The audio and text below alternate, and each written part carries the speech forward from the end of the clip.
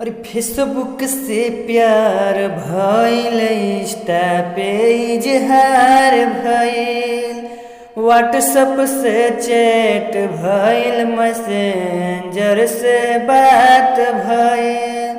और फेसबुक से प्यार भइल, इंस्टा पे इजहार भइल, मैसेंजर से बात भइल, व्हाट्सएप पर चैटिंग भइल। तब काहे बोले विधाता, तब काहे बोले विधाता, ऐसन प्यार भइल, हमसे टकरार भइल। होई न प्यार दोबारा, केहू से इकरार भइल।